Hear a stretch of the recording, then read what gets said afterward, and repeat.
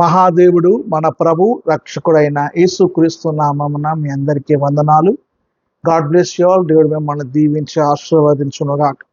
ఈరోజు నేను ఒక అంశాన్ని చెప్పాలనుకుంటున్నాను. అది ఏంటంటే, పౌలు గారి దృష్టిలో యేసుక్రీస్తు మహాదేవుడు. ఈ అంశాన్ని నేను చెప్పాలనుకుంటున్నాను. ఈ వీడియో చివరి వరకు చూడండి. నచ్చితే లైక్ చేయండి. ఏ విషయాలు నచ్చాయో కామెంట్ చేయండి.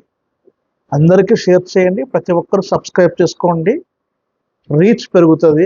నన్ను ప్రోత్సహించిన వారు అవుతారు, నన్ను ప్రేమించిన వారు అవుతారు. God bless you. సో మనం ఇప్పుడు అంశంలోకి వెళ్ళిపోదాం. పౌలు గారు దృష్టిలో ప్రభువైన యేసుక్రీస్తు ఎవరు?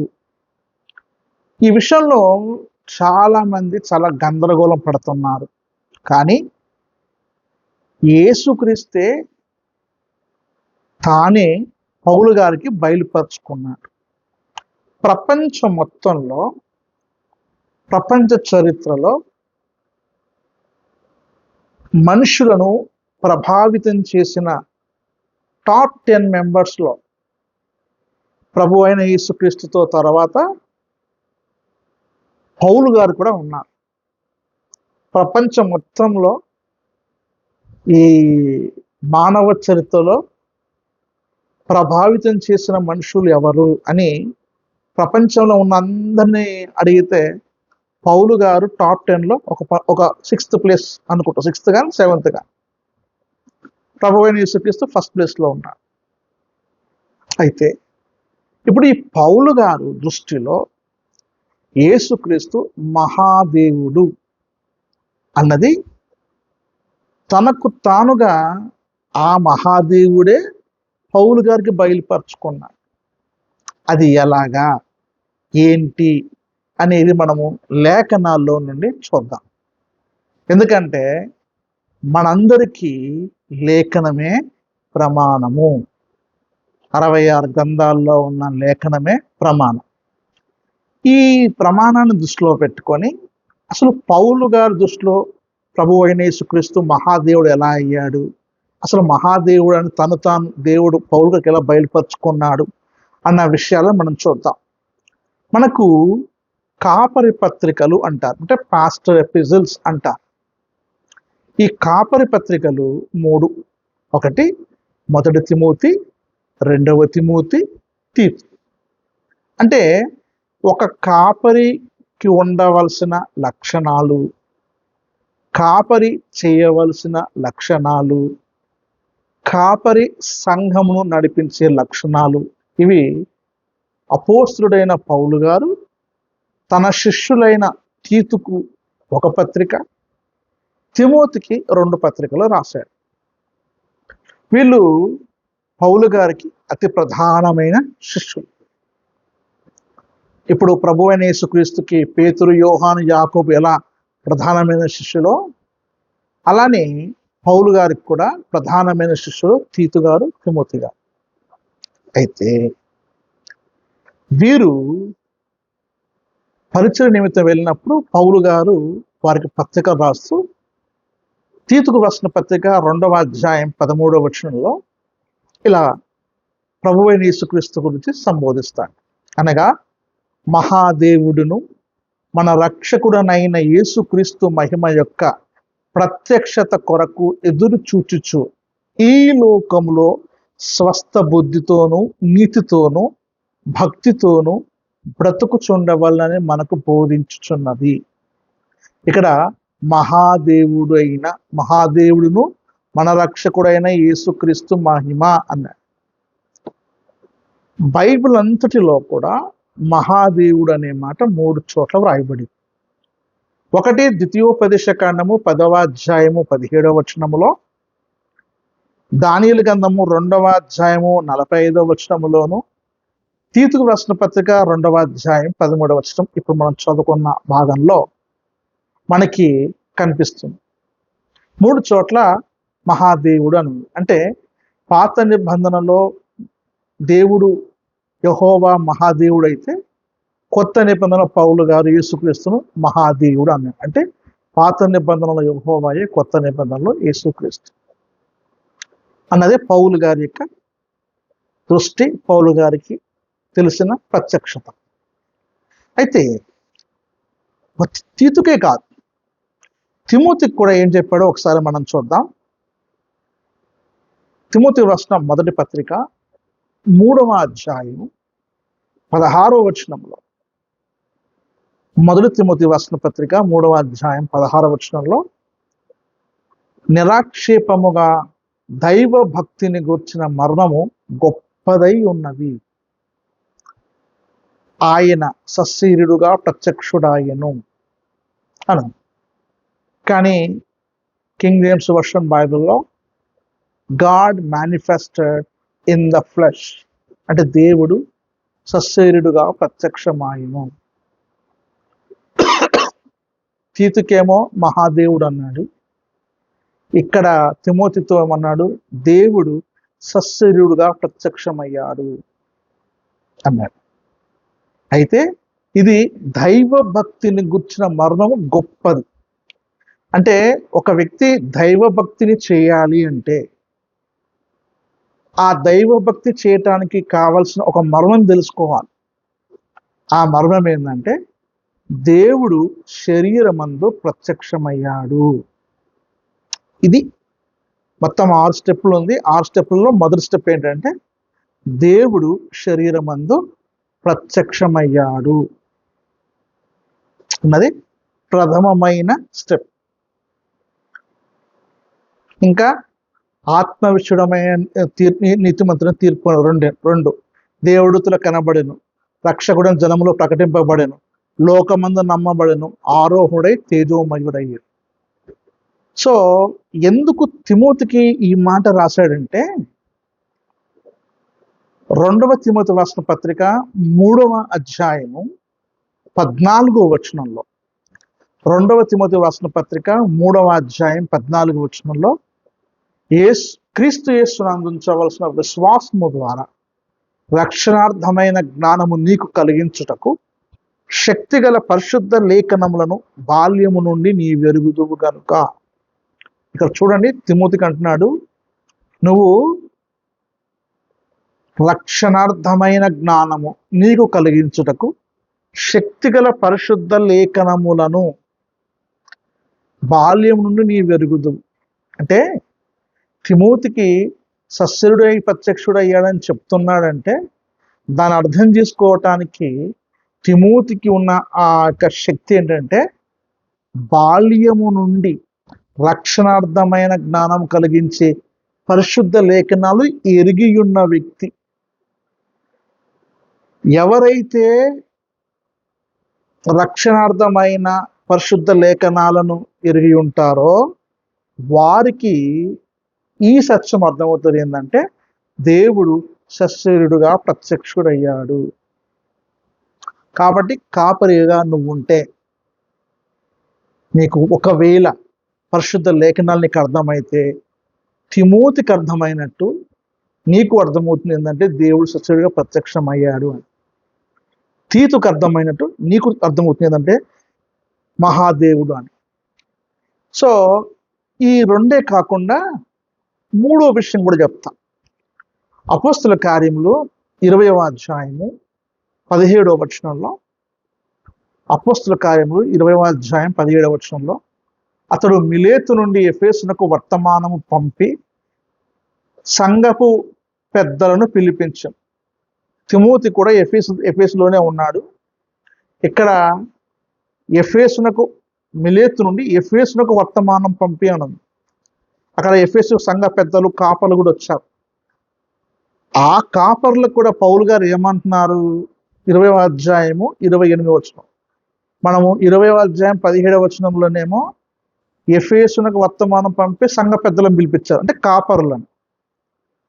ఇప్పుడు 28వ వచనంలో ఆ కాపర్లతో పౌలు గారు ఏమంటున్నారంటే దేవుడు తన స్వరక్తమిచ్చి సంపాదించిన తన సంఘమును కాయుటకు పరిశుద్ధాత్మ మిమ్మును దేనియందు అధ్యక్షులుగా ఉంచెనో ఆ యావత్తు మందను గూర్చి మీ మట్టుకు మిమ్మును గూర్చి జాగ్రత్తగా ఉండుడి. ఇక్కడ కూడా కాపర్లకు అదే చెప్తున్నాడు, దేవుడు తన స్వరక్తమిచ్చి అని. నేను మీకు చూడండి 3 సాక్ష్యాలు ఇక్కడ 3 చోట్ల కాపురులకే మాట్లాడుతున్నాడు. అపోస్తకాయం 20వ అధ్యాయములో సంఘ పెద్దలను పిలిపించాడు. తిమోతి పత్రికలో తిమోతితోను, తీతు పత్రికలో తీతును. సో ఈ 3 చోట్ల కాపరులైన, అంటే ఎవరైతే పరిశుద్ధాత్మ ద్వారా అనుగ్రహింపబడిన మంద ఏదైతే ఉందో ఆ మందను కాచే కాపరులకు పౌలు గారు ఇస్తున్న వర్తమానం ఏంటంటే, దేవుడు తన స్వరక్తమి సంపాదించుకున్నాడు, దేవుడు శరీరమందు ప్రత్యక్షమయ్యాడు, ఆయన మహాదేవుడై ఉన్నాడు అన్న సత్యము కాపరులకు అర్థమైంది. పౌలు గారి లాంటి అపోస్తులుగా ఉన్న తన శిష్యులైన కాపరులకి ఆ విషయం తెలియజేశాడంటే, నిజంగా నీకు తిమోతి లాంటి మనస్సు, తీతు లాంటి మనస్సు, లేకపోతే ఈ ఎఫెసులో ఉన్న పెద్దల లాంటి మనస్సు, ఆ ఆత్మ, ఆ లేఖనాలు, ఆ రక్షణార్థమైన జ్ఞానము నీ గనక ఉంటే పౌలు గారు చెప్పిన వ్యక్తి అయిన యేసుక్రీస్తు మహాదేవుడు అన్న సంగతి నీకు అర్థమవుతుంది. ఒకవేళ నీకు అర్థం కాకపోతే దేవుడు నీ యందు దయ కరుణ చూపునుగాక. ఓకే, ఇప్పుడు మీరు అడగవచ్చు, పాస్టర్ గారు మరి ఎలాగా యేసుక్రీస్తు యెహోవా అని ఎలా చెప్పగలుగుతారు? పౌలు గారు దేవుడు తను ఎలా బయలుపరుచుకున్నాడు ఆ విషయము అనొచ్చు. అయితే ఈ సత్యాన్ని అర్థం చేసుకునే ముందు కళ ద్వారా దేవుడు మాట్లాడచ్చు, కానీ కళ అంత అథెంటిక్గా ఉండదు. పోనీ దర్శనం ద్వారా మాట్లాడచ్చు, అంత అథెంటిక్గా ఉండదు. మరి దేవుడుగా మాట్లాడితేనే పౌలు గారికి అర్థమవుతుంది. ఇదే ప్రమాణముతో దేవుడు పౌలు గారితో మాట్లాడాడు. ముందుగా దేవుడు ఎలా మాట్లాడతాడు అన్నది మనం చూద్దాం. ఐగుప్తు దేశంలో ఉన్న ఇశ్రాయేలు బయటకు వచ్చినప్పుడు సినాయి పర్వతం దగ్గర దేవుడు మోషేని పిలిచి సినాయి పర్వతం మీద నుండి మాట్లాడతాడు. అప్పుడు దేవుడు తన అద్భుతమైన, తన అసలు సంపూర్ణమైన లక్షణం, అంటే అది తనకు మాత్రమే ఉండే లక్షణం చెప్తాడు. ఆ లక్షణం ఏంటిదంటే, ద్వితీయోపదేశ కాండము 4వ అధ్యాయము 35-36 వచనాలు మనం చదివితే, ద్వితీయోపదేశ కాండము 4వ అధ్యాయము 35-36 వచనాలు చదివితే అర్థమవుతుంది. ఇశ్రాయేలుకు యెహోవాయే దేవుడని ఎలా రుజువు చేసుకుంటున్నాడో అక్కడ రాయబడి చదువుతాను చూడండి. అయితే యెహోవా దేవుడనియు ఆయన తప్ప మరి ఒకడు లేడనియు నీవు తెలుసుకున్నట్లు అది నీకు చూపబడెను. ఇశ్రాయేలుతో మాట్లాడుతూ, అయితే యెహోవా దేవుడనియు ఆయన తప్ప మరి ఒకడు లేడనియు నీవు తెలుసుకున్నట్లు అది నీకు చూపబడెను. ఏంటిదా చూపబడిందట? నీకు బోధించుటకు ఆయన ఆకాశము నుండి తన స్వరమును నీకు వినిపించెను. దేవుడంట తన స్వరాన్ని ఆకాశము నుండి అనం. అందుకే నెహెమ్యా 9:13 నీవు సినాయి పర్వతం మీదకి దిగి వచ్చి ఆకాశము నుండి నీవు వాడితో మాట్లాడితివి అంటాడు. అలానే ఇక్కడ చూడండి, నీకు బోధించుటకు ఆయన ఆకాశము నుండి తన స్వరమును నీకు వినిపించాను. భూమి మీద తన గొప్ప అగ్నిని నీకు చూపినప్పుడు ఆ అగ్ని మధ్య నుండి ఆయన మాటలు నీవు వింటివి. అంటే చాలా జాగ్రత్తగా గమనించండి, ఆయన ఆకాశం నుండి మాట్లాడే దేవుడు. అంటే ఆయన తప్ప వేరొక దేవుడు లేదనడానికి ప్రపంచంలో ఏ దేవుడు ఆకాశం నుండి మాట్లాడలేదు. ఆకాశము నుండి మాట్లాడేది నిజమైన దేవుడు. ఆయన ఆకాశమును భూమిని సృష్టించిన దేవుడు. కాబట్టి ఇశ్రాయేలుకు సినాయి పర్వతం దగ్గర ఆయన ఆకాశం నుండి మాట్లాడినట్టుగా తాను దేవుడని నిరూపణ చేసుకుంటున్నాడు ఇశ్రాయేలుతో. ఈ సత్యం పౌలుకు తెలుసు. కాబట్టి పౌలుకి తెలుసు కాబట్టి ఏం చేశాడంటే దేవుడు ఆ విధంగానే, ఏ విధంగా దేవుడు మళ్ళీ ఆకాశం నుండే మాట్లాడాడు. అయితే ఇక్కడ చాలా జాగ్రత్త గమనించండి. దేవుడు పౌలుకి కనపరుచుకున్న, ప్రత్యక్షపరిచిన, దర్శనం ఇచ్చిన విధానం చాలా అద్భుతంగా ఉంటుంది. దాన్ని మీకు ఎక్స్ప్లెయిన్ చేస్తారు చూడండి. క్రీస్తు శిష్యులను హింసించుకుంటూ దమస్కు వెళ్తుంటాడు. ఆ మార్గం వెళ్ళేటప్పుడు అపోస్తుల కార్యములు 26వ అధ్యాయము 13వ వచనం. అపోస్తుల కార్యములు 26వ అధ్యాయము 13వ వచనం. అదేంటంటే, రాజా, మధ్యాహ్నమందు నా చుట్టూను నాతో కూడా వచ్చిన వారి చుట్టూను ఆకాశము నుండి సూర్య తేజస్సు కంటే మిక్కిలి ప్రకాశమైన యొక్క వెలుగు త్రోవలో ప్రకాశించుట చూచితిని. ఇక్కడ చాలా జాగ్రత్త గమనించండి. ఇక్కడ పౌలు గారు ఏం చెప్తున్నారంటే, ఆకాశము నుండి సూర్య తేజస్సు కంటే మిక్కిలి ప్రకాశమైన యొక్క వెలుగు. మన సూర్యుడు ఉంటాడు కదా, సూర్యుని కంటే ఇంకా ప్రకాశమైన వెలుగును పౌలు గారు చూశారు. ఆ వెలుగేంటో తెలుసా? ఆది కాండం 1వ అధ్యాయం 3వ వచనములో దేవుడు వెలుగు కలుగును గాక అని పలికాడు చూసారా? ఆ వెలుగు ఒక్క పౌలు గారు మాత్రమే చూశారు. అది గొప్ప ధన్యత. దేవుడు ఆయన కనిపించిన ప్రత్యక్షత. ఎందుకంటే ఆ వెలుగు సూర్య తేజస్సు కంటే మిక్కిలి ప్రకాశమైన వెలుగట. ఎందుకంటే ఆ వెలుగు గురించి 104వ కీర్తన 2వ వచనంలో, వస్త్రము వలె వెలుగును నీవు కప్పుకొని ఉన్నావు అంటే దేవుడు వెలుగును కప్పుకున్నాడని కీర్తనకారుడు 104వ కీర్తన 2వ వచనంలో చెప్తున్నాడు. తర్వాత దానియేలు గ్రంథము 2వ అధ్యాయము 22వ వచనంలో, ఆయన మరుగు మాటలను మర్మములను బయలుపరచును, అంధకారములోని సంగతులు ఆయనకు తెలియను, వెలుగు యొక్క నివాస స్థలము ఆయన యొద్దనున్నది. వెలుగు యొక్క నివాస స్థలము ఆయన యొద్ద ఉన్నది. అంటే ఆది కాండం 1వ అధ్యాయం 3వ వచనంలో వెలుగు కలుగునుగా కానీ పలికిన దేవుడు ఆ వెలుగు తను కప్పుకున్నట్టుగా ఆ వెలుగు సూర్య తేజస్సు కంటే మిక్కిలి ప్రకాశమైన వెలుగు కలిగింది కాబట్టి అది పౌలు గారు చూశారు. అందుకే నా వెలుగు గురించి సాక్ష్యం ఇస్తున్నాడు. ఏమని సాక్ష్యం ఇస్తున్నాడు అంటే, ఆ వెలుగు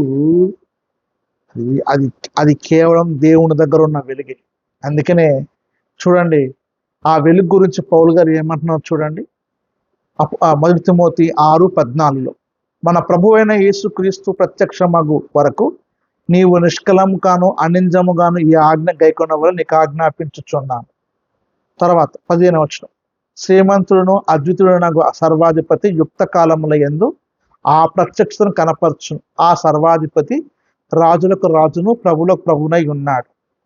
16వ వచనం చాలా ఇంపార్టెంట్, సమీపింపరాని తేజస్సులో ఆయన మాత్రమే వసించుచు అమరత్వము గలవాడై ఉన్నాడు.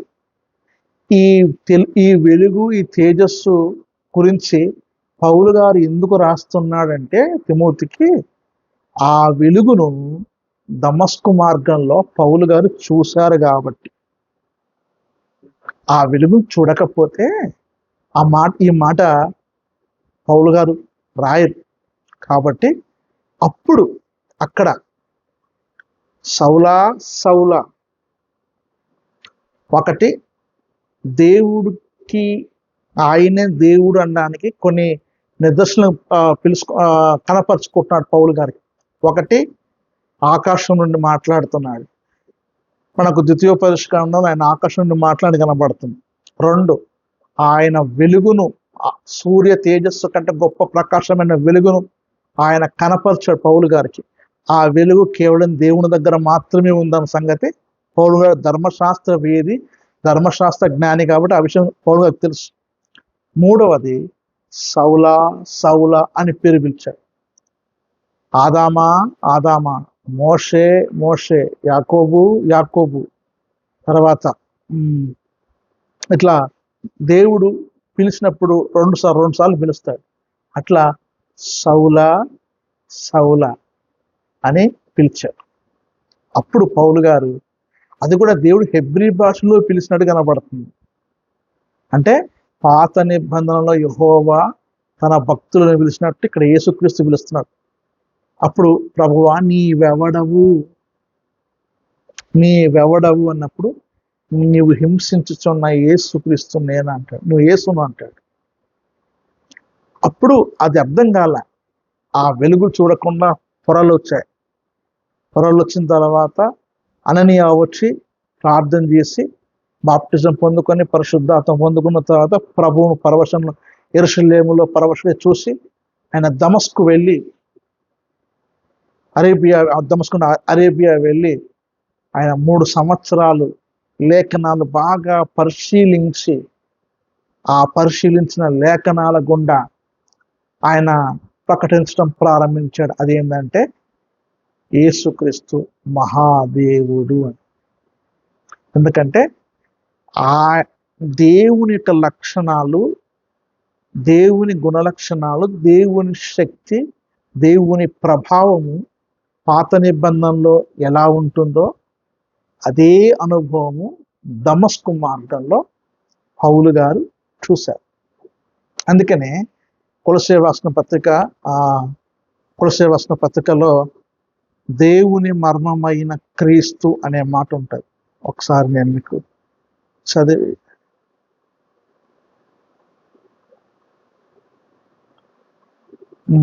కొలస్సే రాసిన పత్రిక 2వ అధ్యాయము 2వ వచనంలో ఇలా వ్రాయబడి ఉంటుంది. నేను ఎంతగా పోరాడుచున్నానో మీరు తెలుసుకొనగోరుచున్నాను. వారు ప్రేమయందు అతకబడి సంపూర్ణ గ్రహింపు యొక్క సకలైశ్వర్యం గలవారై దేవుని మర్మమై ఉన్న క్రీస్తును స్పష్టముగా తెలుసుకున్నవారై. చూడండి, దేవుని మర్మమై ఉన్న క్రీస్తు. నేను దీని గురించి ఒక ప్రత్యేకమైన వీడియో చేస్తా, దేవుని మర్మం క్రీస్తు ఎలాగన్నది. ఇక్కడ 9వ వచనంలో ఇలా వ్రాయబడి ఉంటుంది, ఏలయనగా దేవత్వం యొక్క సర్వ పరిపూర్ణత శరీరముగా క్రీస్తునందు నివసించుచున్నది. ఏలయనగా దేవత్వం యొక్క సర్వ పరిపూర్ణత శరీరముగా క్రీస్తునందు నివసించుచున్నది. అందుకనే పౌలు గారు అన్నారు, మోషే క్రీస్తు నిమిత్తము నిందైనా పర్వాలేదు అనుకున్నాడు అని హెబ్రీ గ్రంథకర్త రాయడం జరిగింది. నేను మాత్రం హెబ్రీ పత్రిక పౌలు గారు రాశారని నేను నమ్ముతున్నాను. కాబట్టి పౌలు గారు ఆ విషయాన్ని రాయటం జరిగింది. ఇంకా చాలా విషయాలు ఉన్నాయి, కానీ ఒక మాట చెప్పి ముగిస్తాను. అదేంటంటే పౌలు గారి ఆ దర్శనం గుండా పౌలు గారికి దేవుడు తను తాను బయలుపరుచుకున్న సత్యం ఏంటంటే పాత నిబంధనల యెహోవాయే, కొత్త నిబంధనలో యేసుక్రీస్తు. పాత నిబంధనలు మహాదేవుడు యెహోవా, కొత్త నిబంధనలో యేసుక్రీస్తే మహాదేవుడు. ఈ సత్యం పౌలు గారికి దేవుడు తను తాను తెలియజేసుకున్నాడు. తన కాపరులకు, తన శిష్యులకు, ఎఫెసులో పెద్దలకు, తిమోతికి, తీతుకు వ్రాస్తూ ఆయన మహాదేవుడు, ఆయన దేవుడు స్వరక్తం సంపాదించుకున్న సంఘము, దేవుడు శరీరమందు ప్రత్యక్షమయ్యాను. ఈ 3 విషయాలు కాపరులకు తెలియజేశారు. ఈరోజు నీవు కూడా ఆ పౌలు గారు అంటే అభిషేకం పొందిన కాపరివైతే ఈ సత్యం నీకు అర్థమవుతుంది. దీన్ని బట్టి నువ్వు నీ సంఘాన్ని నడుపుకుంటావు. అంటే యేసుక్రీస్తు మహాదేవుడని నమ్మని వాళ్ళు, తెలియని వాళ్ళకు, అర్థం కాని వాళ్ళకి పౌలు గారి దర్శనము, పౌలు గారి ప్రత్యక్షత, పౌలు గారి మర్మం నీకు అర్థం కాలేదని అర్థం. ఇంకా మీరు అంటారా కుమారుడు అని, ఈ పదాలు చాలా ఉన్నాయి. వీటన్నిటికీ అర్థం తెలుసుకోవాలంటే ముందు యూదుల అనువాద విధానం తెలుసుకోవాలి. పాత నిబంధన యూదుల అనువాద విధానం తెలుసుకోవాలి. అది తెలుసుకుంటే ఈ సత్యం మీకు అర్థమవుతుంది. అందుకనే ఆ 3 సంవత్సరాలు పౌలుగా ఆ విషయం పట్టింది. అంతా సెర్చ్ చేసి అదంతా పరిశోధించి ఆ ప్రత్యక్షతను తీసుకొచ్చి దేవుడు సంఘానికి అప్పగించి అనేక మంది యేసుక్రీస్తు కొరకు జీవించినట్లుగా ఆయన పరిచయం చేసి తన మరణమును తుదముట్టించి దేవుణ్ణి మహిమపరిచాడు. ఈ సత్యం నీకు అర్థమైతే ఓ కాపరి ఒకసారి ఆలోచించి, కాపరి పత్రికలలో మహాదేవుడు అని రాయబడింది, కాపరి పత్రికలలో దేవుడు శ్రీమందు ప్రత్యక్షమైన రాయబడింది, కాపరి పత్రికలలో కాపరుల్లో దేవుడు తన స్వార్థము సంపాదించుకోవాలని సంఘం అని రాయబడింది. ఇది నీకు అర్థమైతే నువ్వు దేవుని నియమింపబడిన నిజమైన కాపరి. కాబట్టి ఒకవేళ నువ్వు ఆ సత్యం అర్థమైతే పాత నిబంధనలో మహాదేవుడైన యెహోవాయే, కొత్త నిబంధనలో మహాదేవుడైన యేసుక్రీస్తు. ఈ సత్యాన్ని నీకు నీ హృదయానికి నీ మనస్సుకు దేవుడు కనువిప్పు కలగజేయాలని పౌలు గారి యొక్క దృష్టాంతం, ఆ శక్తి, ఆ పరిచర్య లేఖనముల గుండా నీకు దేవుడు తెలియజేయాలని కోరుకుంటూ, ఇంకా కొన్ని విషయాలు పౌలు గారు చెప్పిన విషయాలు ఉన్నాయి, వాటి మీద కూడా వీడియో చేస్తా. అంతవరకు దేవుడు మిమ్మల్ని దీవించి ఆశీర్వదించును గాక. God bless you. Amen. Praise the lord.